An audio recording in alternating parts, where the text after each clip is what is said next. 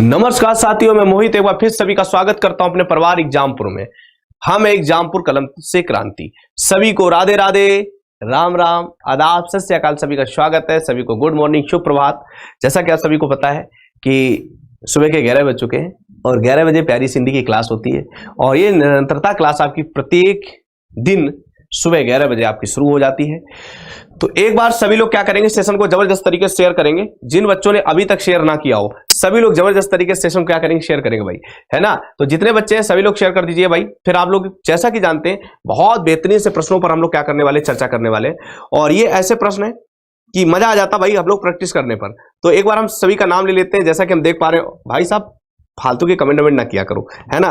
ऐसे कमेंटों से कोई काम चलने वाला है नहीं। तो एक बार सभी लोग सेशन को शेयर कर दो भाई जबरदस्त तरीके से। और जैसा कि आप सभी को पता है कि परचम बैच अभी तक जिन बच्चों ने नहीं लिया है वो बैच जरूर ले लें। 50% आपका डिस्काउंट चल ही रहा है। सुपर 50 कोड डालने पर आपको 50% क्या मिलेगा, डिस्काउंट मिलेगा, है ना। तो एक बार सभी लोग बच्चे, जितने भी प्यारे बच्चे, सभी लोग सेशन क्या करते हैं, शेयर करते हैं। फिर चलिए हम लोग शुरू करते हैं। तो आइए, जैसा कि आप देख पा रहे हैं, हाँ बेटा सभी को सुप्रभात।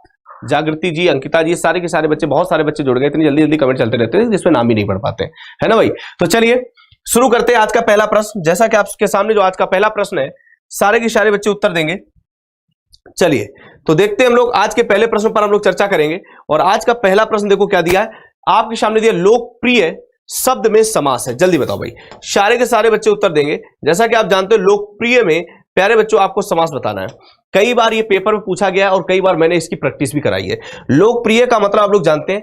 तो यहां पर जैसे देखा होगा लोकप्रिय, लोगों में प्रिय, मतलब लोक में प्रिय ऐसे भी बोल सकते हैं, लोगों में प्रिय बोल सकते हैं। तो याद रखो लोग में प्रिय अगर आप जानेंगे, लोगों में प्रिय आपको पता होना चाहिए जब कहीं पर प्यारे बच्चों में का प्रयोग करते हैं। लेकिन यहां पर एक कहानी थोड़ी सी दूसरी बन जाएगी।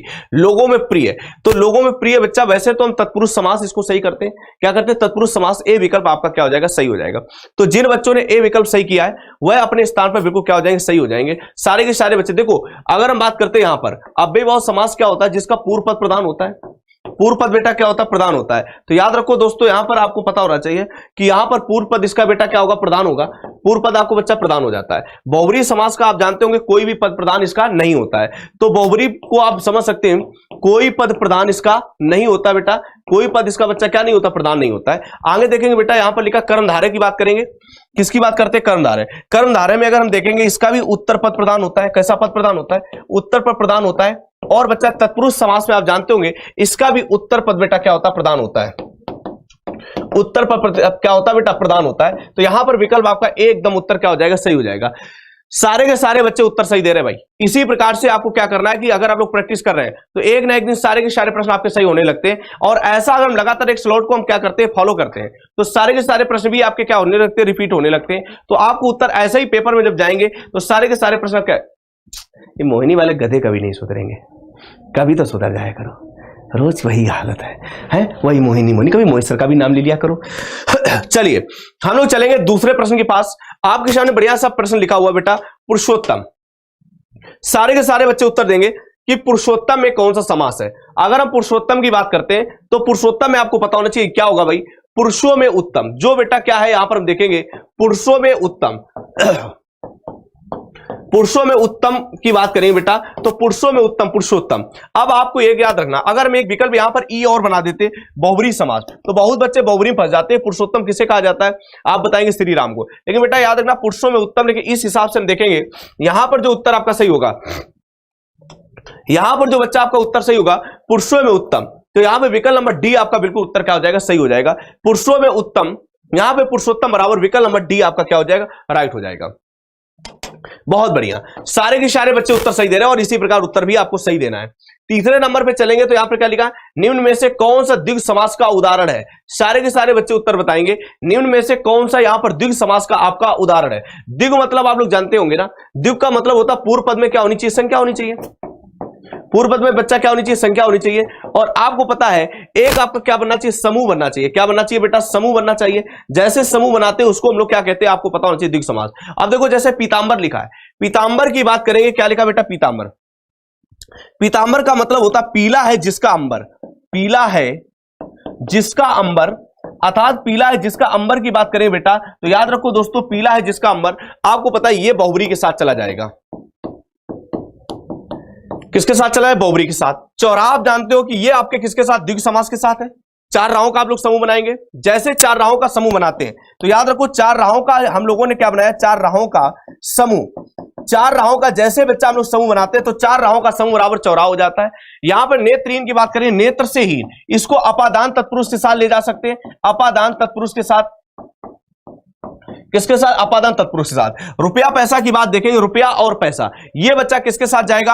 आप लोग जान सकते हैं इसको द्वंद्व के साथ लेके जा सकते हैं। तो यहां पर जो बच्चा सारे के सारे बच्चे उत्तर सही कर रहे हैं, बिल्कुल सही, सभी के सभी बच्चे उत्तर भी सही कर रहे हैं और यही होना भी चाहिए। अगर उत्तर हम लोग नहीं सही करेंगे तो कैसे काम चलेगा इतना पढ़ने के बाद? तो जो बच्चे यहां पर विकल्प सी कर रहे हैं वो अपनी जगह पर बिल्कुल सही है। एक बार जितने बच्चे देख रहे हैं भाई सेशन को शेयर कर दो भाई, सभी लोग जबरदस्त। और मैंने पहले बताया www.testwale.com पर जाके आपको क्या करना है? सीधी सी बात, www.testwale.com पे जाकर आपको टेस्ट जरूर लगाना है। और अभी तक जिन बच्चों ने परचम बैच नहीं लिया वो परचम बैच जरूर ले लें, जहां पर आपको क्या है अभी भी 50% का आपका डिस्काउंट मिल रहा है। 4 नंबर पे देखते लिखा मोहिनी तेज दौड़ती है। इस वाक्य में तेज क्या है? बोलो भाई। यहां पर देखना मोहिनी तेज दौड़ती है। अब ऐसा ना करना पीछा करने लगना, सर मोहिनी का नाम क्यों लिया करते हो? यार क्यों नहीं नाम ले, वो तुम्हारे दिलों में वास करती है। दिलों में जो वास करेगा तो उसका नाम क्यों नहीं लेंगे? नाम तो लेना ही पड़ेगा। तो यहां पर देखो मोहिनी तेज दौड़ती है, इस वाक्य में तेज क्या है? पहले लिखा रीतवाचक क्रिया विशेषण, स्थानवाचक क्रिया विशेषण, कालवाचक क्रिया विशेषण और प्रमाणवाचक। बेटा स्थानवाचक का क्रिया विशेषण जाते हो जहां पर स्थान का बोध होता है। किसका बोध होता है? याद रखो दोस्तों, जहां पर स्थान का बोध होने लगता है, स्थान का क्या होता है? बोध होता है, वहां पर हम लोग स्थानवाचक की बात कर सकते हैं। यहां पर देखो कालवाचक, जहां पर समय का बोध होने लगे, समय के साथ किसी विशेषता बताएं।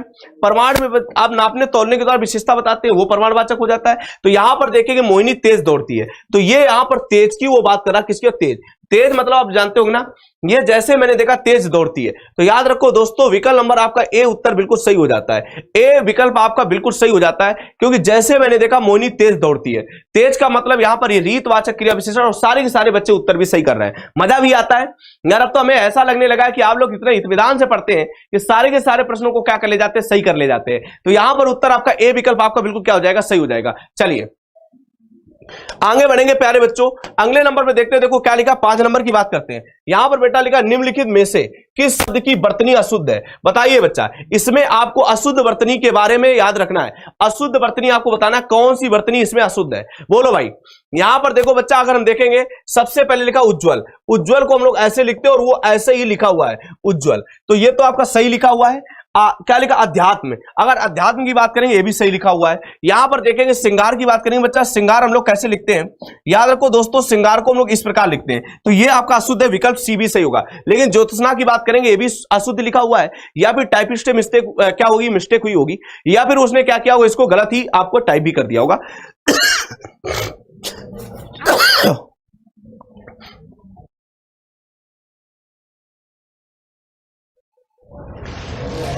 तो यहां पर ज्योत्सना की बात करेंगे तो विकल्प क्या सही होगा?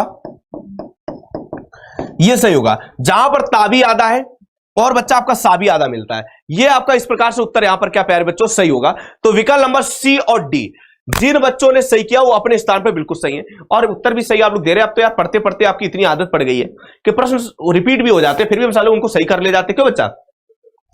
लेकिन ये वही सही नहीं कर रहा जो अक्खा मतलब नहीं कहते आंख मिच्चा खेलो खेल खेला करते रहे ना, आंख मिच्चा खेल जिसको बोलते हैं। लवोडरैया को खेलो ना, बचपन में चढ़ते थे पेड़ों पे चढ़ जाते थे, लवोडरैया खेला करते थे। तो लवोडरैया वाला खेल है यहाँ पर, बस खेलते रहो है। तब तो फिर गुट्टा खेला करते थे, बचपन की यादें आती होंगी है ना। यहां पर देखो 6 नंबर पे बेटा क्या लिखा हुआ है, अगर हम बात करें, लिखा विराम का अर्थ है। पहले लिखा राम के वियोग में, अगर विराम के अर्थ की बात करेंगे तो राम के वियोग में। फिर लिखा विश्राम या आराम, बिछुड़ना या व्यंजन। बेटा देखो राम के वियोग का यहाँ पे कोई मतलब ही नहीं है भाई, राम के वियोग से यहां पर क्या मतलब हो जाएगा? कोई मतलब नहीं हो जाएगा। आगे देखो विश्राम और आराम की बात करेंगे, इसका यहां पर कोई कॉन्सेप्ट नहीं है। आगे देखो बच्चा ले विछड़ना और व्यंजन, तो इसका मतलब यहां पर विराम का मतलब विरामावस्था, यानी कि रुकना, रुकना या फिर बच्चा क्या होता है? ठहरना, ठहरना। ये आप लोग जानते हो, रुकना या फिर ठहरना। तो यानी कि विश्राम का मतलब आप जान सकते हो, बी विकल्प आपका बिल्कुल उत्तर सही होगा। जिन बच्चों ने बी विकल्प आपका बिल्कुल दिया है, यहां पे विराम आप लोग जानते होंगे, यहां पे विरामों की संख्या वैसे 20 मानी जाती है। कभी गुरु कामता प्रसाद के अनुसार पूछे, गुरु जी के अनुसार, तो उत्तर आप 19 सही कर देना। यहां पर यह भी प्रश्न आपको याद करके चलना है। तो बच्चा यहां पर उत्तर आपका क्या सही हो जाएगा? याद रखो दोस्तों, विकल्प नंबर आपका क्या सही होगा? वी विकल्प आपका बिल्कुल उत्तर सही होगा। चलिए आगे बढ़ते हैं, पूर्ण विराम चिन्ह को पहचानिए। जल्दी बताइए, पूर्ण विराम चिन्ह को पहचानिए। देखो यहां पर विराम चिन्हों से भी कभी कभी प्रश्न पूछा जाता, तो उसे तुम्हें कंठस्थ रखना है। पूर्ण विराम चिन्ह के बारे में बात करता है। देखो हम आपको एक एक बताना चाह रहे हैं। ये देखो आपका क्या है, याद रखो दोस्तों, इसको हम लोग क्या करते हैं, अर्धविराम कहते हैं, अर्धविराम चिन्ह कहते हैं। इसे याद रखना बेटा, इसको हम अर्धविराम चिन्ह कहते हैं। ये बेटा देखो आपका क्या लिखा, पूर्ण विराम लिखा है, याद रखो दोस्तों, इसे हम लोग पूर्ण विराम, पूर्ण विराम आप लोग जानते होंगे जब वाक्य पूरा होता तब प्रयोग करते हैं। ये आपका विस्मयाद बोधक चिन्ह है। कैसा है, विस्मयादि बोधक चिन्ह है। ये आपका विस्मयादि बोधक चिन्ह हो जाएगा।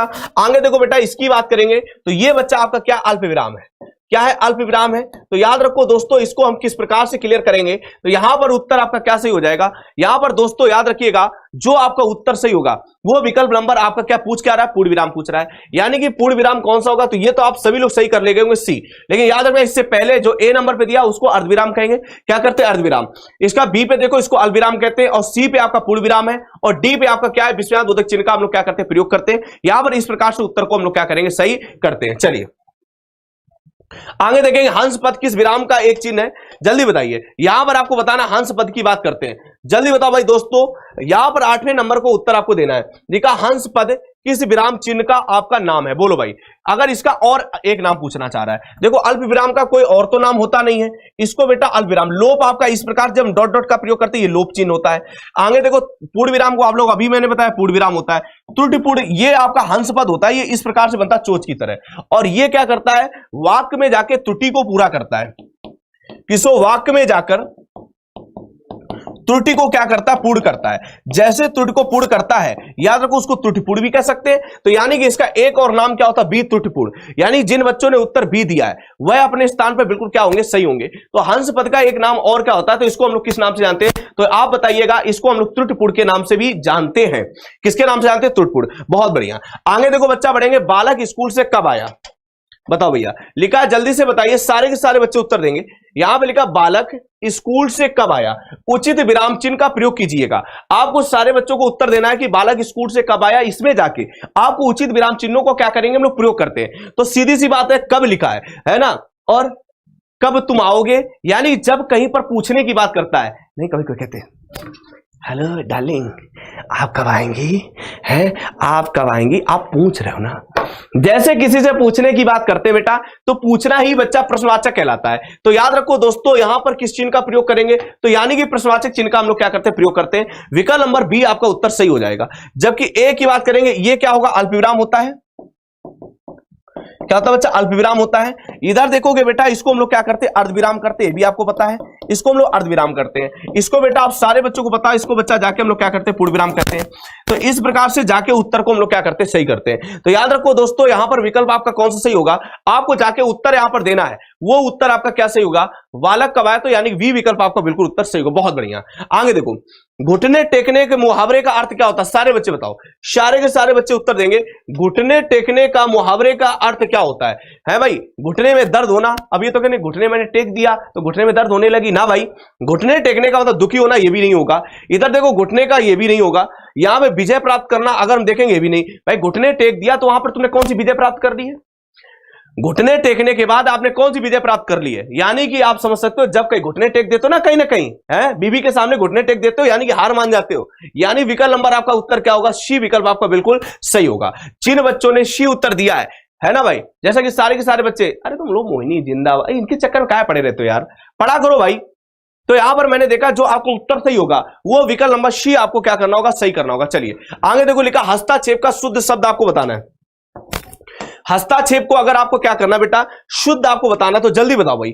यहां पर आपके सामने देखते हैं हस्ताक्षेप। हस्ताक्षेप का शुद्ध शब्द है, पहले लिखा हस्तक्षेप, फिर लिखा हस्तक्षेप और हस्तक्षेप। बेटा यहां पर देखेंगे तो जो आपके ये दोनों लिखे हैं, ये दोनों सेम सेम मुझे लग रहे हैं। वैसे हस्तक्षेप को हम लोग ऐसे शुद्ध लिखते हैं, हस्तक्षेप किया जाता है। अब देखो विकल्प मिलाओ, मैंने विकल्प मिलाया तो यहां पर बी विकल्प और सी दोनों एक जैसे लग रहे हैं। लेकिन फिर भी हम पहले जब कहीं पर विकल्प, ये ध्यान रखना कि एक जैसे विकल्प मिलने लगते हैं तो हमेशा जो वरीयता दी जाती है वो आपको क्या करना पड़ता है बेटा, उससे पहले वाले को उत्तर आपको देना पड़ता है। तो यहां पर जाके आपको क्या करना पड़ेगा, बी विकल्प आपका बिल्कुल क्या हो जाएगा, सही उत्तर यहां पर माना जाएगा। वी विकल्प आपका बिल्कुल उत्तर क्या होगा बेटा, सही माना जाएगा। तो याद रखो, हस्तक्षेप की बात करते हैं तो हस्तक्षेप में क्या होगा, हस्तक्षेप इसका उत्तर आपका सही माना जाएगा। यानी दोस्तों विकल्प नंबर आपका बी उत्तर क्या होगा, सही हो जाएगा। बहुत बढ़िया। आगे बच्चा बताओ भाई, यहां पर सारे बच्चे बताइए। देखो बेटा क्या लिखा दूसरे नंबर पे, सारे बच्चे बताइए। लिखा तो पर वारो उर्वशी सुन राधिके सुजान तू मोहन की है, क्या लिखा, तू मोहन की उर्वशी कहू उर्वशी समान। बेटा देखो यहां पर उर्वशी एक, बेटा देखो यहां पर क्या लिखा उर्वशी, यहां पर एक उर्वशी किसके लिए बोला है, कृष्ण की प्रेमिका के लिए। एक दिल में जो बसी है उसके लिए उर्वशी, तो एक बंसी के लिए उर्वशी। तो यहां पर आप समझ सकते हो सभी का अलग अलग। तो जो यहां पर भिन्नात्मक शब्द वाले अलग अलग अर्थ होते हैं उसको क्या बोलते हैं, यमक अलंकार बोलते हैं। जबकि आप जानते हो अनुप्रास अलंकार क्या होता है, अनुप्रास अलंकार का मतलब होता है जहां पर वर्डों की हम लोग बार बार आवृत्ति कर देते हैं, यानी कर देते हैं रघुपति राघव राजा राम पतित पावन सीताराम। जैसे कभी कभी हम बोल देते नहीं तरण तरुजा तट तमाल तरुवर बौछाए, है ना। जैसे कभी बोलते हैं तड़क तड़क तड़क तड़क, ऐसे करते बोलते रहते ना। कभी के दिल धड़क धड़क धड़क ऐसे बोलते कि नहीं बोलते। इस सारे के सारे अनुप्रास अलंकार के साथ चले जाते हैं। वक्रोक्ति आप लोग जानते ही होंगे, यमक आप जानते ही होंगे, श्लेष आप लोग जानते होंगे, है ना। तो यहां पर आपका उत्तर जो सही होगा वो सी विकल्प आपका बिल्कुल सही हो जाएगा, है ना भाई। यहां पर उत्तर आपका क्या माना जाएगा, याद रखो दोस्तों सी विकल्प आपको बिल्कुल सही मानना होगा। आगे देखो सारे बच्चे बताओ भाई, यहां पर लिखा निम्न पंक्ति में कौन सा छंद है, बोलो भाई।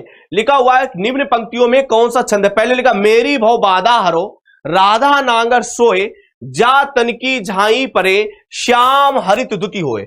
मेरी भव बाधा हरो राधा नांगर सोए, आगे देखो भैया क्या लिखा, जा तनकी झाई पड़े श्याम हरित दुति होए। बेटा मैंने देखा अगर बात करेंगे तो पहले मात्राएं निकाल के देखते हैं। यहां पर दो मात्रा, यहां पर बच्चा दो मात्राएं, एक एक दो और दो, एक और दो, यानी कि बच्चा जैसे मैंने गिना 5 5 10 3 13, यानी कि 13 मात्राएं आपको मिल गई। आगे देखते हैं 2 2 2 1 1 2 और 1, यानी कि 6 और 5 11, यानी कि बेटा 11। तो याद रखो दोस्तों 11 और 13, 13 11 किसमें होती है तो आप सभी प्यारे बच्चों को पता होगा दोहा, जबकि सोरठा इसका उल्टा होता है, वहां पे 11 13 होती हैं। उलाला आप लोग जानते हो 15 13 होती हैं। दोहा में आप जानते हो रोला में आपकी 24 होती हैं। तो यहां पर उत्तर आपका सी विकल्प आपका बिल्कुल उत्तर सही माना जाएगा। सी विकल्प आपका उत्तर क्या माना जाएगा, सही माना जाएगा, क्योंकि जैसे लिखा निम्नलिखित पंक्तियों में कौन सा छंद मेरी भव बाधा हरो राधा नांगर सोए जा तन की झाई परे श्याम हरित दुति होए। यहां पर याद रखो दोस्तों विकल्प नंबर आपका सी उत्तर आपका क्या होगा, सही होगा। याद रखो दोस्तों विकल्प नंबर सी आपका उत्तर सही होगा। आगे देखो, आगे बढ़ेंगे बच्चा क्या लिखा है, छा चरण वाला, यानी कि बच्चा यहां पर रिक्त स्थान को आपको भरना है। लिखा छा चरण वाला विषम मात्रिक छंद है, इसके प्रथम 4 चरण में रोला छंद और अंतिम 2 चरण में उलाला होता है, उसको बेटा क्या कहते हैं। देखो अगर हम बात करेंगे पहले 4 चरण में, अगर वो ये बोल देता दोहा रोला और दोहा मिला के बनाते, लेकिन उलाला के साथ पहले देखो गीत का दिया है। गीत का में आप लोग जानते हो 26 मात्रा होती है, और ये होता कैसा, सम मात्रिक छंद होता है। ये बेटा कैसा होता है, सम मात्रिक छंद होता है, आप सभी को पता होगा। लेकिन वो पूछ क्या रहा है, विषम मात्रिक पूछ रहा है। आगे देखो हर गीत का में आपकी मात्राएं कितनी होती है, 28 होती हैं, और इसको हम बोलेंगे यह भी एक सम मात्रिक है। कैसा बच्चा, सम मात्रिक है। और आगे देखेंगे सोरठा, ये बेटा इसमें आपको पता होगा 11 और 13 होती हैं। ये आपका कैसा होता है, अर्ध सम मात्रिक होता है। कैसा होता है, अर्ध सम मात्रिक, अर्ध सम मात्रिक होता है। अब बचा आपके लिए क्या, छप्पे ही तो बचा है। तो छप्पे की बात करेंगे तो यह एक विषम मात्रिक होता है। कैसा होता है बच्चा, यह एक विषम मात्रिक होता है। आप सारे बच्चों को पता होगा विषम मात्रिक की बात करेंगे तो कुंडलिया भी आपका विषम मात्रिक होता है। कौन सा भैया, कुंडलिया आपका विषम मात्रिक होता है। जबकि कुंडलिया के बादशाह की बात करेगा, किसकी बादशाह की बात करता है, कुंडलिया के बादशाह कौन है, आप सभी प्यारे बच्चों को पता होगा गिरधर दास है। कौन है बेटा, गिरधर दास है। आपको पता होना चाहिए यहां पर छप्पे में आपने देखा इनके बादशाह की बात करता है तो चंद्रवरदाई है। कौन है भैया, चंद्रवरदाई को आप लोग यहां पर उत्तर को क्या काम मानेंगे, सही मानेंगे, चंद्रवरदाई हो जाएंगे। तो यहां पर इतने तरीके से आपको प्रश्नों को क्या करना होगा, क्लियर करना होगा। तो 6 चरण होते हैं, आपने देखा विषम मात्रिक, इसके प्रथम चरण में आप इसको भी क्या कर सकते हैं, क्लियर कर सकते हैं। आगे देखो लिखा लिखा हुआ है निम्नलिखित पंक्तियों में कौन सा रस है। देखो पहले सुनत बचन फिर अनत निहारे देग चाप खंड में डारे अतरिस बोले बचन कठोरा कहू जड़ जनक धनुष के तोरा। आपने देखा बेटा यहां पर लिखा सुनत बचन फिर अनत निहारे, यानी कि जैसे ही धनुष टूटने की आवाज सुनते कौन, परशुराम जी, देखे चाप खंड में डारे, वो चाप जो खंड है वो धनुष के टुकड़े टुकड़े करके उन्हें देखा, पड़े हुए जमीन थे। आगे देखो लिखा अतरिस बोले बचन कठोरा, उससे परशुराम बहुत कठोर, यानी कि एकदम जैसे कैसे एकदम क्रोध में जगमगा उठते हैं। आगे देखो लिखा कहू जड़ जनक धनुष के तोड़ा। जनक से पूछते हैं धनुष तोड़ा किसने? जिसने भी धनुष तोड़ा हो आज उसके टुकड़े टुकड़े कर देंगे। परशुराम एकदम क्रोध में झन्ना उठते हैं। तो आपने देखा रौद्र रस का स्थायी भाव क्या होता है बच्चा? आप सभी लोग जानते हैं क्रोध होता है। करुण रस का आप लोग जानते हैं शोक होता है। क्या होता है? शोक स्थायी भाव होता है। हास रस की अगर बात करेंगे तो हास रस का स्थायी भाव क्या होता है? हास होता है। और वियोग का आप लोग जानते होंगे, वियोग हमारे श्रृंगार रस का एक भाग होता है, इसका रति होता है। तो आप देखो बच्चा यह लिखा है सुनत वचन फिर अनत निहारे, देख चाप खंड मही डारे, अतरिस बोले वचन कठोरा, कहू जड़ जनक धनुष के तोड़ा। तो आपने देखा अगर इसकी बात करेंगे तो एकदम परशुराम जी क्रोध में झन्ना उठते हैं।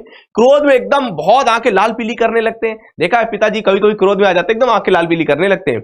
और क्रोध कब जगमगा उठता है? जहां पर अपने कुल, अपने देवता, अपने धर्म, अपने परिवार, अपनी जात, जब इस पर कोई अवहेलना कर देता है, तो जैसे कोई अवहेलना यानी कि नीचा दिखाना चाहता है, उस समय जब हमारे हृदय में एकदम क्रोध नामक स्थायी भाव जन्म लेता है, उसी क्रोध नामक स्थायी भाव के नाम से आप लोग सारे बच्चे जानते होंगे। मेरे प्यारे बच्चों आप इसका उत्तर बी सही करेंगे। विकल्प नंबर आपका बी उत्तर क्या होगा? सही हो जाएगा। आगे बढ़ते लिखा अगले प्रश्न की तरफ बढ़ते बच्चा, सारे के सारे बच्चे उत्तर देंगे। देखो लिखा हुआ सिद्ध कवि शरहपा की रचना का नाम है। पहले लिखा दोहा कोश, संदेश रासक, पौम चरियु, प्राकृत पेंगलम। आप देखो बेटा सिद्ध साहित्य कवि की बात करेंगे सरहपा। सरहपा की अगर बात करते बेटा तो सभी बच्चों को पता होगा, अगर सरहपा पे हम लोग चर्चा करना शुरू करते हैं तो सरहपा हमारे सिद्ध साहित्य के प्रथम कवि माने जाते हैं। सिद्ध साहित्य के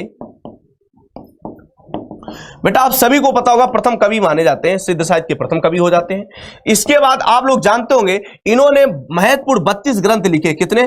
32 ग्रंथ लिखे। लेकिन इसमें एक इनका महत्वपूर्ण ग्रंथ है, आप लोग सभी लोग जानते हो, जिसका नाम दोहा कोश है। क्या? दोहा कोश। अगर बात करें सरहपा का मूल नाम क्या था, आप लोगों से कभी पूछा जाए तो मूल नाम आप लोग जान सकते हैं, इनका नाम राहुल भद्र था। क्या मूल नाम था? राहुल भद्र इनका प्यारे बच्चों मूल नाम था। क्या था? राहुल भद्र था। आगे देखेंगे बेटा यहां से सरहपा की अगर बात करते बच्चा, किसकी? सरहपा की। तो इन्होंने प्रवर्तन भी किया था। प्रवर्तक अगर किसके पूछे जाए, किसके भैया? प्रवर्तक की अगर बात करता है, प्रवर्तक किसके रहे? तो याद रखो सहज यान के बेटा ये क्या थे? प्रवर्तक थे। सहज यान के बच्चा ये क्या थे? प्रवर्तक थे। अगर आपसे पूछा जाए हिंदी के पहले कभी इनको किन्होंने माना था, तो राहुल सांकृत्यायन का नाम आप लोग जानते होंगे। किसका? सांकृत्यायन का नाम आप लोग जानते हैं। राहुल सांकृत्यायन ने इन्हें हिंदी का पहला कवि माना था। तो यहां पर इतना डिटेल आप लोग जान सकते हो। तो दोहा कोश इनकी क्या है? रचना है। विकल्प नंबर आपका ए उत्तर एकदम सही हो जाएगा। याद रखो लिखा सिद्ध कवि सरहपा की रचना का नाम आपको बताना है, तो बेटा यहां पे जाके दोहा कोश। संदेश रासक किसकी है? आप लोग सभी लोग जानते हो कि संदेश रासक हजारी प्रसाद द्विवेदी ने जो माना है। आप लोग जानते हैं अब्दुल रहमान को। अब्दुल रहमान आप बात करेंगे, अब्दुल रहमान के द्वारा आप इसको बता सकते हैं। पौमचरी आप लोग जान सकते हैं बेटा, ये पौमचरी किसकी? स्वयंभू महोदय की है। किसकी बेटा? स्वयंभू महोदय की। तो यहां पर डिटेल को आप समझ सकते हैं कि एक एक प्रश्नों को कैसे आप लोगों को तोड़ना है। तो बच्चा यहां पर उत्तर आपका जो सही हो जाएगा, याद रखिएगा विकल्प नंबर ए उत्तर आपका बिल्कुल क्या हो जाता है? सही हो जाता है। तो सिद्ध कवि सरहपा का मतलब कौन सी रचना है? तो बेटा विकल्प नंबर ए आपका उत्तर बिल्कुल सही होगा। आगे देखो, आगे देखो बच्चा अगले नंबर क्या लिखा बेटा? अगर देखेंगे लिखा निम्नलिखित पंक्तियों में कौन सा रस है? सारे बच्चे रस बताएंगे। देखो क्या लिखा, आए होंगे यदि भरत कुमति बस वन में, तो मैंने ये संकल्प किया है मन में, उनको इस सर का लक्ष्य चुनूंगा क्षण में, प्रतिशोध आपका भी सुनूंगा रण में। बेटा अगर हम बात करेंगे कभी भी किसी लक्ष्य को चुनने की अगर बात करो, अगर मन में ठान लिया है, जैसे मान लीजिए आप पुलिस की तैयारी कर रहे हैं, लेखपाल की तैयारी कर रहे हैं, आपके मन में आपने ठान लिया कि हमें ये करके ही दिखाना है, तो ये आपका उत्साह होता है। अब तुमने कह दिया कि भाई साहब मोहल्ले में एक लड़की गोरी गोरी है, भाई साहब इसको अपना बना के मानेंगे। अब अपना बनाने का मान लिया, ठान लिया, तो ये भी तो तुम्हारे अंदर उत्साह है। बाद में बेशक धुन दिए जाओ है, तोड़ दिए जाओ, अलग बात है, लेकिन वहां पर तुम्हारे अंदर क्या एकदम उत्साह है। तो जब किसी को लक्ष्य मान लेते हो और लक्ष्य को क्या करना चाहते हो? प्राप्त करना चाहते हो, ऐसे स्थान पर अगर याद रखो दोस्तों, यहां पर आपका क्या हो जाएगा? तो आप समझ सकते हो। देखा लिखा, आए होंगे यदि भरत कुमति वस वन में, तो मैंने यह संकल्प किया है मन में, उनको इस सर का लक्ष्य चुनूंगा क्षण में, प्रतिशोध आपका भी ना सुनूंगा रण में। ऐसे स्थान पर आप समझ सकते हो मेरे प्यारे बच्चों, आपका जो रस होगा वह आपका ए नंबर यानी कि वीर रस आपका यहां पर क्या हो जाएगा? सही हो जाएगा। क्योंकि वीर रस की स्थायी भाव की बात करते हैं वीर रस की स्थायी भाव की बात करेंगे, इसका उत्साह स्थायी भाव होता है। करुण रस की अगर बात करते हैं प्यारे बच्चों, तो करुण का क्या होता है आपको पता होना चाहिए, शोक स्थायी भाव हो जाता है। वियोग श्रृंगार आप लोग को पहले ही बताया कि वियोग किसका, श्रृंगार इसका तुरंत ही हो जाएगा। हास की बात करेंगे, इसका बेटा क्या होता है, हास होता है। तो याद रखो दोस्तों, विकल्प नंबर जिन बच्चों ने ए सही किया है वह अपने स्थान पर बिल्कुल क्या होंगे, सही होंगे। तो याद रखो दोस्तों, यहां लिखा है कि आए होंगे यदि भरत कुमति बस वन में, तो मैंने ये संकल्प किया है मन में, उनको ईश्वर का लक्ष्य चुनूंगा क्षण में, प्रतिशोध आपका भी नहीं सुनूंगा रण में। आपसे रस पूछा गया है, तो रस आपको क्या सही करना है, यहां पर जाके वीर रस आपको क्या करना पड़ेगा, सही करना पड़ेगा। चलिए आगे देखो, लिखा छंद को पढ़ते समय ठहराव की स्थिति को क्या कहा जाता है। सारे बच्चे बताइए, कई बार प्रश्न आपको रिपीट किया है और कई बार पूछा भी गया है। याद रखो दोस्तों, यहां पर लिखो, लिखा है छंद को पढ़ते समय ठहराव की स्थिति को क्या कहते हैं। तो जल्दी बताओ भाई, जल्दी लगाओ भाई कमेंट सभी लोग, और एक बार जितने भी बच्चे सभी लोग सेशन को शेयर कर दो भाई जबरदस्त तरीके से। अगर शेयर नहीं करोगे तो फिर तो ये तो दिक्कत वाली बात है भाई, शेयर तो करना ही पड़ेगा, है ना, शेयर बिना कुछ होता ही नहीं। चलो भाई, तो बच्चा हम लोग बात करते हैं, यहां पे देखो ठहराव की बात करता है। एक आपने देखा होगा जिसको हम पद बोलते हैं, क्या बोलते हैं, पद बोलते हैं। एक आपने देखा होगा बेटा जिसको हम लोग गद्य बोलते हैं, क्या बोलते हैं, गद्य बोलते हैं। तो पद और गद्य की बात करेंगे। पद में रुकने को क्या कहा जाता है, मतलब ठहरने को क्या कहा जाता है, ठहरने को याद रखिएगा, उसमें हम इसको क्या बोलते हैं, यति बोलते हैं। क्या बोलते हैं, यति बोलते हैं। तो पद में रुकने या ठहरने को यति बोलते हैं। याद रखो दोस्तों, गद्य में रुकने को क्या बोलते हैं। यहां पर बच्चा आपको पता है, जाके आप लोगों को क्या करना पड़ेगा, विराम चिन्ह हम लोग सही करते हैं। क्या करते हैं, विराम चिन्ह सही करते हैं। तो यहां पर विकल्प आपका क्या सही होगा, याद रखो दोस्तों, यहां पर भी गति मतलब आप किसी भी प्रवाह देते, गति मतलब पद मतलब पंक्ति, तुक आप लोग जानते हो, मात्रा लास्ट में तुक से निकलती है। तो यहां पर बच्चा आपको उत्तर क्या सही होगा, सारे के सारे बच्चे जान रहे होंगे उत्तर यहां पर यत आपका क्या हो जाएगा, सही हो जाएगा। बहुत बढ़िया, यहां पर उत्तर आपको क्या सही करना पड़ेगा, यत सही करना पड़ेगा। आगे देखो, साधारणतया छंद के कितने भेद होते हैं, जल्दी बताओ, साधारणतया छंद के कितने भेद होते हैं। सारे के सारे बच्चे उत्तर देंगे। देखो, अगर हम बात करते हैं छंद के प्रकार की, किसकी, छंद के, वैसे छंद के वास्तविक प्रकार देखें, कुल प्रकार कितने होते हैं। तो याद रखो दोस्तों, कुल हम जाके 3 करते हैं। कितने करते हैं, 3। 3 में आपने देखा होगा, एक को हम लोग मात्रिक छंद कहते हैं। क्या कहते हैं, मात्रिक छंद, जहां पर मात्रा की हम लोग गणना करते हैं। किसको भैया, मात्रिक, जहां पर मात्रा की गणना की जाती, किसकी, हम लोग मात्रा की गणना करते हैं, मात्रा की गणना करते हैं, आप लोग सभी लोग जानते होंगे। इसके बाद देखो, यहां पर हम देखेंगे, एक होता है वार्षिक छंद। क्या होता है बच्चा, वार्षिक छंद होता है। वार्षिक छंद में वर्णों की गणना की जाती है, तो ये आपका वार्षिक छंद हो जाता है। एक आप लोग जानते हो जिसको मुक्तक छंद बोलते हैं। क्या बोलते हैं, मुक्तक छंद। मुक्तक छंद की प्यारे बच्चों आप लोग जानते होंगे, जहां पर वर्णों की, और आप देखते हैं ना तो यहां पर वर्णों का क्रम होता है, ना पर यहां पर मात्रा का सही क्रम होता है। जबकि इसे प्रयोग करने वाले आपको पता होगा, हम लोग जानते होंगे सूर्यकांत त्रिपाठी निराला का नाम आप लोगों ने सुना होगा। किसका नाम, सूर्यकांत त्रिपाठी निराला का नाम सुना होगा, सूर्यकांत त्रिपाठी निराला, जिनकी आप लोग जानते हो जूही की कली। क्या जानते हैं बेटा, जूही की कली। तो जूही की कली आप लोग जानते हो, उसमें इन्होंने क्या क्या प्रयोग किया था। तो याद रखो दोस्तों, विकल्प नंबर ए आपको, क्योंकि यहां साधारणतया लिखा है, आपको साधारणतया पूछा है, मतलब लगभग कितने होते हैं, साधारण तरीके से देखेंगे तो 2 उत्तर आपका बिल्कुल सही हो जाएगा। 2 उत्तर आपको यहां पर क्या करना पड़ेगा, बिल्कुल उत्तर क्या करना पड़ेगा, सही करना पड़ेगा। तो विकल्प आपका क्या सही होगा, आपका ए एकदम विकल्प उत्तर क्या हो जाता है, सही हो जाता है। चलिए आगे बढ़ते हैं। छंद की प्रथम चर्चा कहां हुई है, सारे बच्चे उत्तर बताओ। बढ़िया सा प्रश्न है, सारे के सारे बच्चे उत्तर देंगे। लिखा है छंद की प्रथम चर्चा कहां हुई है। तो पहले अगर हम देखेंगे, छंद की प्रथम चर्चा अगर बात करते हैं, तो सभी प्यारे बच्चों को पता होगा वेदों में होती है। किसमें होती है, वेदों में होती है। लेकिन वेदों की अगर बात करेंगे तो वेदों में कहां पर होती है, तो उस वेद का नाम क्या, ऋग्वेद है। और ऋग्वेद आप लोग जानते हो, इसमें संधि की बात अगर करेंगे तो याद रखो दोस्तों, रक प्लस क्या होता है, वेद होता है। यानी कि संधि यहां पर कौन सी होती है, आप सभी बच्चों को पता होगा, यहां पर व्यंजन संधि होती है। कौन सी संधि होती है, व्यंजन संधि होती है। तो यहां पर याद रखो बेटा, क्या है आपकी संधि, कौन सी हो जाएगी, व्यंजन संधि होती है। कौन सी संधि होती है, व्यंजन संधि। तो विकल्प नंबर आप समझ सकते हो, सी विकल्प आपका सही होगा। महाभारत बिल्कुल नहीं, यहां पर अर्थवेद। जबकि आप लोग जानते हैं कि इसके प्रवर्तक पिंगलाचार्य है, जिन्होंने छंदो उपनिषद में इसका क्या कहता वर्णन किया था, जिसको पिंगल शास्त्र के नाम से भी हम लोग क्या करते जानते हैं। तो याद रखो, छंद की प्रथम चर्चा कहां हुई है, महाभारत में, अर्थवेद में, ऋग्वेद में, रामचरितमानस में। विकल्प नंबर आपका क्या सही होगा, सी विकल्प आपका बिल्कुल उत्तर यहां पर सही होगा। क्या होगा, सी विकल्प आपका बिल्कुल सही होगा। बहुत बढ़िया। चलिए, तो यहां पर हम लोग देखते हैं, सारे के सारे प्रश्न आप लोग क्या करते हैं, मुल्ला दाऊद की भाषा है। जल्दी बताओ भाई, मुल्ला दाऊद की अगर बात करेंगे तो यहां पर आपको क्या बताना होगा, सारे बच्चे बताइए। मुल्ला दाऊद, बोला भाई, मुल्ला दाऊद की आप लोग जानते होंगे, मुल्ला दाऊद की रचना आप लोग पद्मावत जानते हो भाई। क्या है पद्मावत, आप लोगों ने नाम सुना होगा, पद्मावत की चंद्रायन है, मुल्ला दाऊद की चंद्रायन है। पद्मावत है मलिक मोहम्मद जायसी की। तो इसकी अगर भाषा की बात करें तो भाषा कौन सी है, ठेठ अवधी है। बेटा याद रखो अवधि है, कौन सी अवधि है? ठेठ अवधि है। यहां पर पहाड़ी मिश्रित अवधि बिल्कुल गलत हो जाएगा, साहित्यिक गलत हो जाएगा, यहां पर पश्चिमी, तो यहां पर विकल्प नंबर डी सही हो जाएगा। जबकि यहां पर आप समझ सकते हो चंद्रायन हो जाएगी।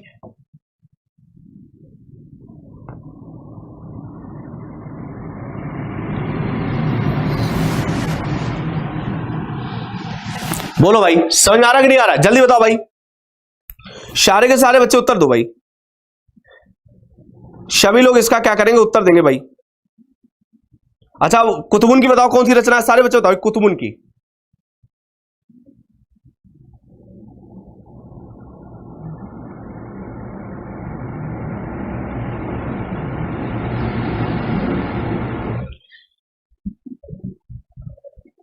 बोलो भाई, जल्दी बताओ। देखो तो यहां पर ठेठ अवधि में लिखा गया, तो विकल्प नंबर आपका क्या होगा? डी विकल्प आपका बिल्कुल सही हो जाएगा। चलिए आगे बढ़ते हैं। पीपर पात सरिस मंडोला, सारे बच्चे बताओ भाई, पीपर पात सरिस मंडोला, इसमें आपसे अलंकार पूछना चाह रहा है, तो कौन सा बेटा अलंकार होगा? पीपर पात सरिस मंडोला। आपको पता है पीपर पात सरिस, जहां पर आप देखते हैं अगर सा सम सरिस वाचक शब्द आते हैं, और यहां पर जहां पर आप लोग जानते होंगे उपमेय पर उपमान की उपमेय से उपमान की तुलना की जाती है। उपमान की क्या करते हैं हम लोग? तुलना करते हैं। जैसे यहां पर उपमेय पर उपमान की तुलना करना शुरू कर देते हैं। याद रखो दोस्तों, विकल्प कौन सा सही होगा? वो आपका बी यानी कि उपमा अलंकार सही होगा। उत्प्रेक्षा में हम लोग क्या करते हैं? उपमेय और उपमान की समावना, यानी उस काल मारे क्रोध के तन कांपने उसका लगा, मानो हवा के बेग से सोता हुआ सागर जगा।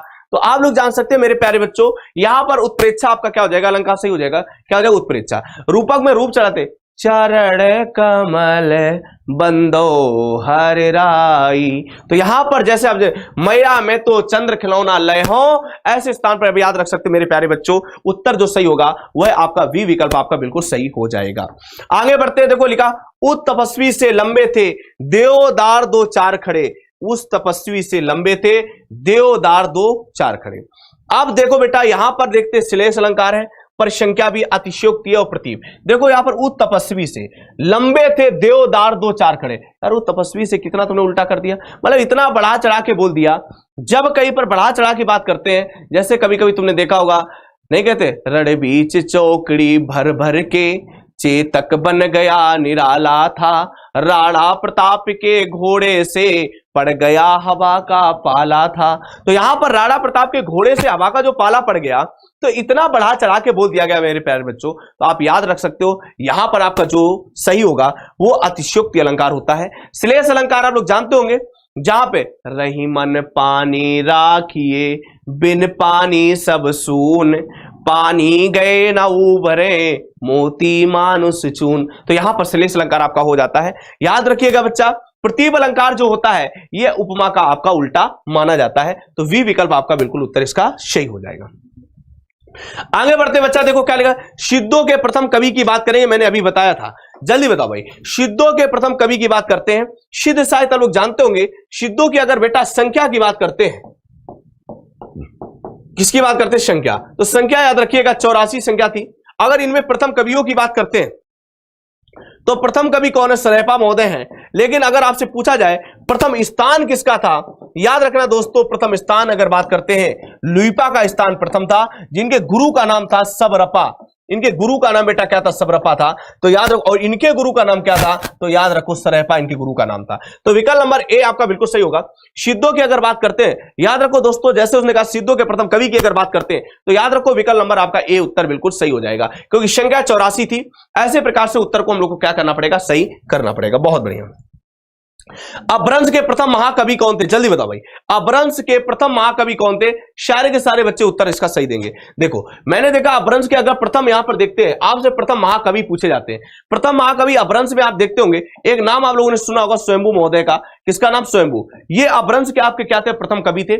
और इनकी रचना आप लोग जानते होंगे पौमचर्यू।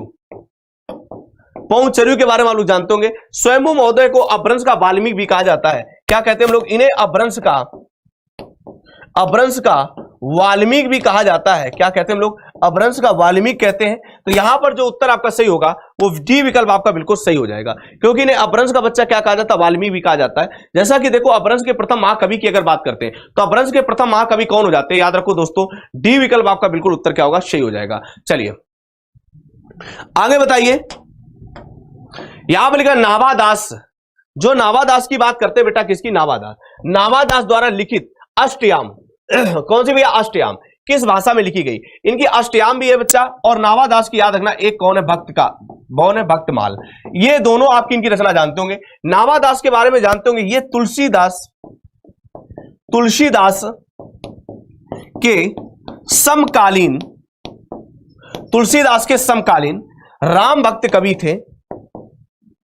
राम भक्त कवि हैं तुलसीदास के, ये क्या है? समकालीन राम भक्त कवि के बारे में आप लोग जानते होंगे। तो याद रखो दोस्तों, यहां पर जैसा कि आपको पता है नाभादास द्वारा लिखित अष्टयाम किस भाषा की रचना है, तो आप याद रखिएगा यहां पर विकल्प नंबर आपको क्या करना होगा? सी विकल्प आपको बिल्कुल सही करना होगा। सी विकल्प को जाके आपको क्या करना पड़ेगा प्यारे बच्चों? बिल्कुल सही करना पड़ेगा।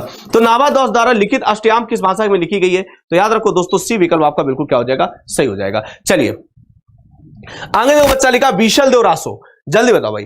यहां पर देखेंगे, आपने देखा विशल देव रासो के रचयिता कौन है? सारे बच्चे बताओ भाई। विशल देव रासो, तो विशल देव रासो जो है उनके रचयिता कौन है? जबकि चंद्रवरदाई को आप लोग जानते होंगे पृथ्वीराज रासो, पृथ्वीराज रासो, ये भी आप लोग जानते हो कि पृथ्वीराज रासो। जगनिक के बारे में जानते हो कि परमाल रासो, परमाल रासो। बाकी आपको इनकी पंक्ति भी पता होगी, अभी टीटी में पूछी गई थी बेटा, इसमें पूछी गई थी टीटी में। तो इनकी पंक्ति क्या है? 12 वर्ष लो कुकुर जीवे और 13 लो जिये सियार, वर्ष 18 छत्री जीवे आगे जीवे को धिकार। ये इनकी क्या थी बेटा? पंक्ति थी। यहां पर केदार, भट्ट केदार को आप लोग जानते हो, जयमेंग चंद्रिका वगैरह आपकी पूछी जाती है। यहां पर याद रखो नरपति नाल, ये इनका विशल देव रासो का विकल्प नंबर बी आपका उत्तर क्या होगा? सही होगा। याद रखो 27 का उत्तर जो सही होगा वो विशल देव रासो आपका विकल्प क्या माना जाएगा? सही माना जाएगा। चलिए आगे बढ़ते, आगे देखो, वैदेही वनवास के लेखक हैं। सारे बच्चे बताएंगे वैदेही वनवास के लेखक कौन है? आपको उत्तर आपको बताना है, जल्दी बताओ भाई। वैदेही वनवास के लेखक हैं मैथिली शरण गुप्त, अयोध्या सिंह उपाध्याय हरिऔध, गया प्रसाद शुक्ल सनेही, राम नरेश त्रिपाठी। राम नरेश त्रिपाठी की बात करें, प्रेम स्वर्ग है, स्वर्ग प्रेम है, प्रेम अमंग अशोक, ईश्वर का प्रतिबिंब प्रेम है, हृदय प्रेम आलोक। ऐसी पंक्ति का व्याख्यान करने वाले कौन है? तो राम नरेश त्रिपाठी जी के बारे में आप लोग जानते होंगे। यहां पर देखेंगे वैदेही वनवास किसका है? मैथिली शरण गुप्त के बारे में भी आप लोग जानते होंगे। भूलोक का गौरव, पुन लीला स्थल जहां, फैला मनोहर गिर हिमालय और गंगा जल जहां। तो यहां पर आप जानते होंगे जो आपका उत्तर सही होगा मेरे प्यारे बच्चों, यहां पर विकल्प नंबर आपका बी सही होगा, अयोध्या सिंह उपाध्याय हरिऔध। जिनकी पंक्ति आप लोग जानते होंगे, 4 डग हम चले तो क्या किया, मैदान बाकी है कोसों का। यानी विकल्प नंबर आपका बी उत्तर बिल्कुल आपका क्या होगा? सही हो जाएगा। तो 28 का उत्तर आपका क्या होगा? बी। जिन बच्चों ने बी दिया है वो अपनी जगह पे बिल्कुल सही है। एक बार जितने बच्चे भैया देख रहे हैं सारे के सारे सेशन को बेटा शेयर कर दो। सभी के सभी लोग क्या करेंगे? सेशन को शेयर कर देंगे। जैसे देखो लिखा, कवि धूमिल का पूरा नाम था। जल्दी बताओ, कवि धूमिल का पूरा नाम क्या था? सारे के सारे बच्चे उत्तर देंगे। जल्दी बताओ भाई, कवि धूमिल का पूरा नाम क्या है? बोलो भाई।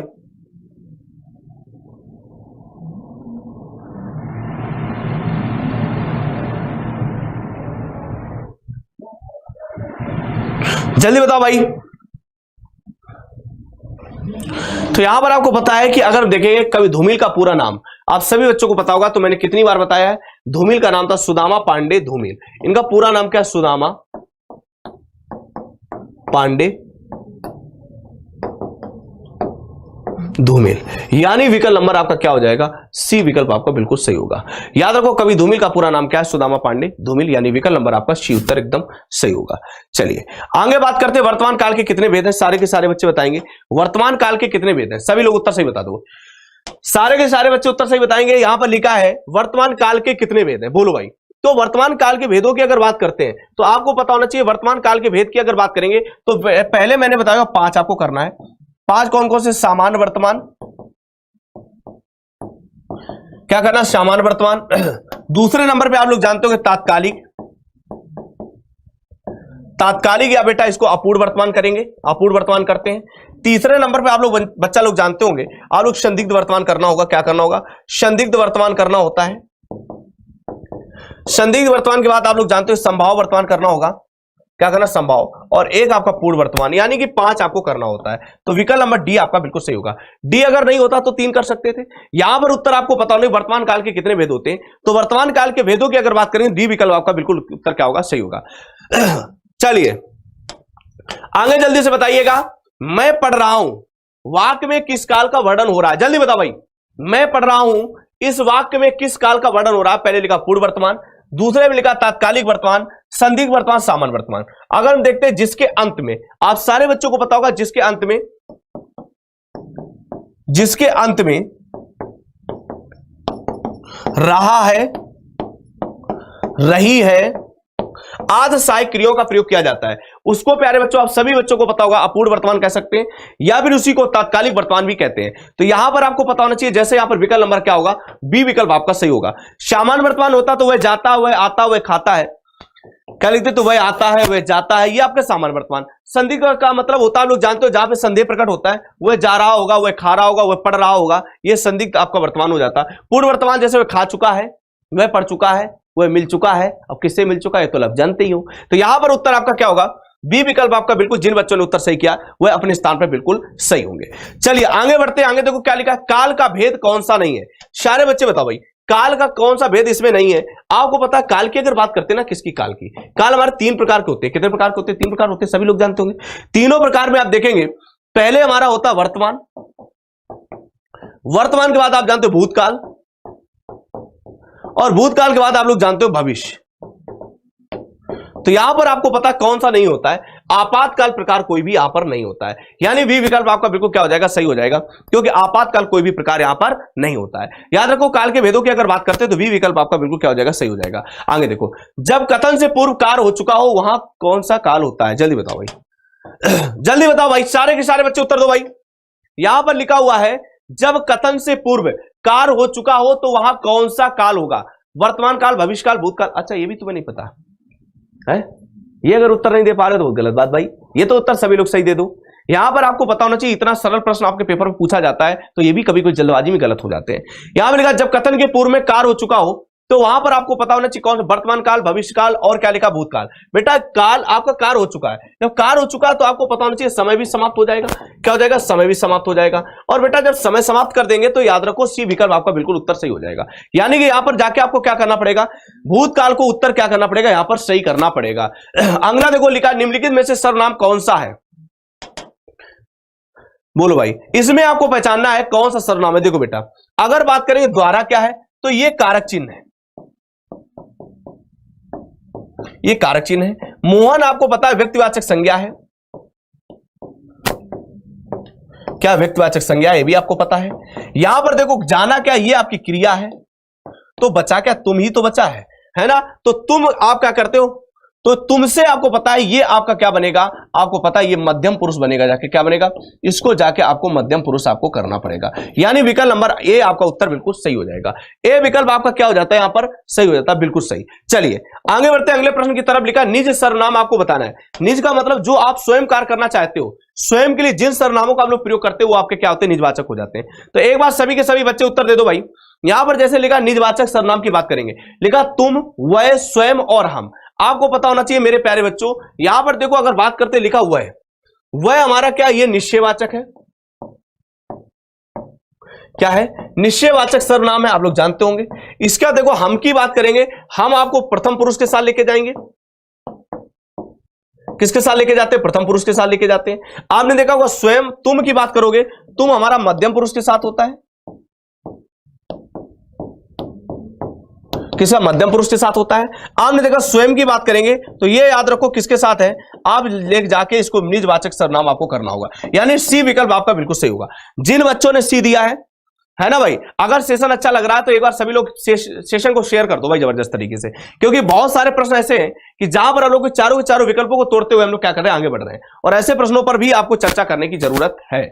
आगे देखो बच्चा क्या लिखा, अगले प्रश्न की तरफ बढ़ते। बेटा बहुत अच्छा सा प्रश्न लिखा है, लिखा निश्चयवाचक। अगर हम देखेंगे निश्चयवाचक सर्वनाम को किस अन्य नाम से भी जाना जाता है, सारे बच्चे बताओ भाई। देखो अगर हम बात करेंगे निश्चयवाचक, निश्चयवाचक को और किस नाम से जान सकते हैं, पहले देखो निजवाचक तो आपके अलग है, तो बिल्कुल उसके साथ होगा नहीं निश्चय, लेकिन ये है वो लड़की बैठी है, तो आप संकेत भी तो कर रहे हैं भाई, वह लड़की बैठी है तो आप इसको क्या कर रहे हैं, संकेत भी तो बता रहे हैं। तो याद रखो दोस्तों, इसको हम क्या करेंगे, संकेतवाचक के साथ भी तो ले जा सकते हैं, क्योंकि हम लोग क्या करते हैं, कहीं पर जाके किसी को इंगित करते हैं, किसी को इशारा करते हैं और उसकी निश्चय का बोध कराते हैं। तो जैसे हम लोग निश्चय का बोध कराना शुरू कर देते हैं तो याद रखो बच्चा, उसको किसके साथ लेके जा सकते हैं, संकेतवाचक सर्वनाम के साथ लेके जा सकते हैं। तो यहां पर विकल्प जो आपका सही होगा वो सी विकल्प आपका बिल्कुल उत्तर सही होगा, जियो मेरे शेरो भाई। जो याद रखो दोस्तों, यहां पर क्या है, आप जाके विकल्प नंबर सी को उत्तर आपको क्या करना पड़ेगा, सही करना पड़ेगा। यह मेरी पुस्तक है, मैं सिर्फ आपको सर्वनाम बताना है, जल्दी बताओ। लिखा हुआ यह मेरी पुस्तक है, सारे के सारे बच्चे बताओगे मैं किस सर्वनाम का प्रयोग किया गया है। पहले लिखा निजवाचक, संबंधवाचक, संकेतवाचक और अनिश्चयवाचक। देखो यह मेरी पुस्तक है, पुस्तक किसकी है, मेरी है, तो आप जान सकते हो यह मेरी पुस्तक है ना, तो संकेतवाचक के साथ तो ले नहीं जाओगे, यह पुस्तक किसकी, मेरी, मतलब हम अपने लिए कहना चाह रहे हैं। और जहां पर अपने का बोध कराता है दोस्त, उसको हम लोग क्या कहते हैं, निजवाचक करते हैं। तो विकल्प नंबर ए आपका उत्तर बिल्कुल उत्तर क्या हो जाएगा, सही हो जाएगा, क्योंकि वहां पर आप लोग अपने लिए कहना चाह रहे हो। जब कहीं पर किसी चीज को अपने लिए या स्वयं करना चाहते हो या अपनत्व दिखाना चाहते हो, ऐसे स्थान पे यह मेरी पुस्तक है बेटा, यहां पे निजवाचक भी हो सकता है, वैसे देखें कारक के हिसाब से संबंधवाचक भी हो सकता है, लेकिन संबंधवाचक तो कोई सर्वनाम ही नहीं होता है। तो विकल्प नंबर तो हम एक के साथ ही जाएंगे, निजवाचक के साथ ही इस उत्तर को क्या करेंगे, सही करेंगे। समरूपी शब्द पर्यंत और पर्यंक को आपको अर्थ बताना है, जल्दी बताओ भाई। यहां पर लिखा पर्यंक और पर्यंक, क्या लिखा, पर्यंत और पर्यंक का आपको अर्थ बताना है, जल्दी बताओ भाई। देखो यहां पर पर्यंत मतलब क्या होता है, पर्याप्त होता है कि पलंग होता है। देखो इसका मतलब तो मुझे पता है पलंग होता है, क्या होता है, पलंग होता है। तो याद रखो बेटा क्या है, पलंग। लेकिन पर्यंत मतलब क्या होता है, तक होता है कि पर्याप्त होता है, बेटा यहाँ का इसका मतलब होता है तक। विकल्प नंबर बी आपका उत्तर बिल्कुल सही हो जाएगा। समरूपी शब्द पर्यंत और पर्यंक की अगर बात करते हैं तो विकल्प नंबर यहां पर ए उत्तर बिल्कुल, सॉरी बी उत्तर आपका बिल्कुल सही हो जाएगा। वी उत्तर आपका बेटा क्या होता है, सही हो जाता है। चलिए आगे बताइए, जल्दी से बताइए बेटा। शब्द के सामने लिखा 39 नंबर, लिखा समरूपी शब्द अनल। अनल और अनिल के सही अर्थ का भेद आपको बताना है। अनल और अनिल के आपको क्या है, सही शब्दों का अर्थ आपको बताना है। प्यारे बच्चों, सारे बच्चे जितने बच्चे हैं सभी लोग एक बार सेशन को शेयर करेंगे, और अभी तक जिन बच्चों ने लाइक नहीं किया लाइक कर दें। और एक बात और याद रखिएगा, परचम बैच अभी तक नहीं लिया तो परचम बैच जरूर लीजिए, क्योंकि अब तो आपका 50% क्या डिस्काउंट है, तो बैच तो आपको लेना ही है ना। और इसी प्रकार से आप जुड़े रहिएगा तो बहुत सारे प्रश्नों को आप रिवाइज कराते रहेंगे। आगे देखो समरूपी शब्द अनल और अनिल। अनिल मतलब तो आप लोग जानते होंगे कि इसका मतलब क्या होता है, हवा होता है, हवा भी हो सकता है और वायु भी बोल सकते हैं इसको। लेकिन अनल का मतलब आप जानते हो अग्नि होता है। अनल के मतलब आप लोग जानते हो कि क्या होता है बेटा, अग्नि होता है। तो अग्नि और हवा हम लोग जानते हैं। विकल्प नंबर डी आपका बिल्कुल उत्तर सही हो जाएगा। डी विकल्प आपका बिल्कुल क्या होगा, सही होगा, क्योंकि हम लोग जानते हैं यहां पर आग और वायु के साथ उत्तर को सही करते हैं। आगे देखो बच्चा क्या लिखा है, सारे के सारे बच्चे उत्तर देंगे। देखो लिखा निम्नलिखित समरूपी शब्द में से कौन सा युग्म क्रमशः शब्दकोश एवं खजाना का अर्थ देता है। शब्दकोश और खजाने का अर्थ देखते हैं। देखो इस खजाने का मतलब आप लोग जानते होंगे, इसका जो अर्थ देगा उसको कोश आप लोग जानते हैं, क्या होता है, कोश होता है। तो ये तो अर्थ कोश का देता है। आगे देखो बच्चा क्या लिखा, शब्दकोश की बात करेंगे तो शब्दकोश बच्चा आप लोग जानते होंगे, इसका अर्थ क्या होता है, कोश होता है। कोश मतलब शब्दकोश, तो ये आपका क्या है, कोश और कोश, यानी विकल्प नंबर आपका ए उत्तर बिल्कुल सही हो जाएगा। ए विकल्प जिन बच्चों ने उत्तर दिया है वह अपने स्थान पर बिल्कुल क्या है, सही होंगे, क्योंकि यहां पर क्या लिखा भैया, कोश और कोश की बात करते हैं तो कैसे हमको दिमाग लगाना होगा। सारे के सारे प्रश्नों को हम लोग उत्तर कैसे देते हैं वो आपके सामने उत्तर को हम क्या कर सकते हैं, सही कर सकते हैं। इसके बाद देखो लिखा अत्यधिक। सारे के सारे बच्चे इसका उत्तर भी देखेंगे। अत्यधिक का शुद्ध संधि विच्छेद आपको करना है, यानी कि इसमें कौन सा शुद्ध है। मुझे पता चला अत्यधिक जैसे मिलेगा, जैसे इसका बेटा हम लोग विच्छेद करते हैं तो ये अति हो जाएगा, क्या होता है, अति होता है। और इधर देखेंगे बच्चा ये क्या हो जाएगा, अधिक हो जाएगा। अति प्लस अधिक बराबर क्या होता है, अत्यधिक होता है, यानी कि अति प्लस अधिक बराबर अत्यधिक। विकल्प नंबर बी आपका उत्तर बिल्कुल क्या हो जाता है, सही हो जाता है, क्योंकि हमने जैसे ही देखा अति प्लस अधिक बराबर अत्यधिक, यानी बी विकल्प आपका बिल्कुल क्या होगा, उत्तर सही होगा। आगे देखो बच्चा निम्नलिखित में से कौन सा विसर्ग संधि है। सारे के सारे बच्चे उत्तर दो भाई, इसमें कौन सी संधि आपकी कैसी विसर्ग संधि है। तो हम लोग दिमाग लगाना चाहते हैं, निरंतर की बात आप लोग जानते होंगे, तो इसका क्या होता है, नी प्लस क्या होता है बेटा, हम देखेंगे अंतर होता है। नी प्लस अंतर बराबर निरंतर हो जाता है, आपको पता है। जगदीश की बात करते हैं तो जगत प्लस ईश हो जाता है, जगत प्लस ईश हो जाता है, जगदीश आप लोग जानते होंगे। इसका देखो दिग्गज की बात करेंगे तो दिग्गज आपका क्या होता है, आप लोग जानते होंगे, दिग प्लस क्या होता है बच्चा, गज होता है, ये दिग्गज आप लोग जानते होंगे। इसके बाद देखो बेटा यहां पर लिखा महिष। महिष का मतलब आप देखेंगे तो यहां पर अगर इसका हम विच्छेद करना चाहेंगे तो बेटा आप समझ सकते हो ये क्या होगा, मही प्लस ईश होता है। मही मतलब पृथ्वी होता है, ईश मतलब देवता, पृथ्वी के देवता को महिष हम लोग क्या करते बोलते हैं। याद रखो दोस्तों, मैंने देखा यहां पर निम्नलिखित में से कौन सा विसर्ग संधि है। निरंतर को मैंने देखा तो यहां पर निरंतर में विसर्ग संधि है। अगर बात करेंगे निरंतर की, तो यहां पर बच्चा आपकी कौन सी संधि मिली, विसर्ग संधि मिली, आप सभी को पता है। यहां पर जगदीश में आप जान सकते हो, तो यहां पर बच्चा आपकी कौन सी संधि, व्यंजन संधि है, ये भी आपको पता है। दिग्गज की बात करेंगे तो ये आप लोग जान सकते हो, ये भी आपकी कैसी व्यंजन संधि है, ये आपकी कैसी व्यंजन संधि है। महिष की बात करेंगे तो आप याद रखो दोस्तों, महिष में संधि कैसी है, तो दीर्घ स्वर संधि है। कैसी है, दीर्घ स्वर। तो यहां पे सारे के सारे उत्तरों को हम लोग क्या करते हैं, क्लियर करते हुए आगे बढ़ेंगे। चलिए आगे देखो बच्चा, क्या लिखे, इति प्लस आदि बराबर इत्यादि। इत्यादि कौन सी संधि होती है, मुझे पता है, जहां पर इति प्लस आदि को अगर हम जोड़ने का प्रयास करते हैं, इत प्लस आदि बराबर इत्यादि, इत्यादि में आपकी संधि जो बनेगी जाके, तो पहले लिखा यट संधि, दीर्घ संधि, गुट संधि और अयादि। यहां पर विकल्प आपका ए उत्तर बिल्कुल सही होगा, क्योंकि संधि यहां पर कौन सी हो जाएगी, आपकी अयादि संधि। बिल्कुल विकल्प क्या होता है, बिल्कुल उत्तर सही होगा। चलिए सॉरी, यट संधि आपका विकल्प क्या होगा, सही होगा। जिन बच्चों ने क्या किया, ए विकल्प आपका सही किया है, वो बेटा इसको क्या करें, बिल्कुल क्लियर करें। चलिए तो ये आज का लास्ट का क्वेश्चन है, जिसको आपको क्या करना है, आप सारे बच्चों को, जितने बच्चे हैं सभी लोग इसका उत्तर किसमें करेंगे, कमेंट बॉक्स में देंगे। जैसा कि आपको पता है कि कमेंट बॉक्स में जाके इसका उत्तर जरूर दीजिएगा। अभी तक जिन्होंने इस चैनल को सब्सक्राइब ना किया हो तो सब्सक्राइब जरूर कर लें, और लाइक ना किया, अभी तक परचम बैच ना लिया हो तो परचम बैच भी जरूर ले लें। और बाकी आप जानते हो हमारे यहां टीचिंग के भी बैच चल रहे हैं, 10 तक आपके यूपीपीसीएस को लेकर आप आईएसपीसीएस वाई एग्जामपुर में देख सकते हैं। तो जो भी बैच आप लेना चाहते हैं वो ले सकते हैं, और इसी प्रकार से जुड़े रहिएगा। मिलेंगे अगली क्लास में, तब तक आपसे विदा लेते हैं।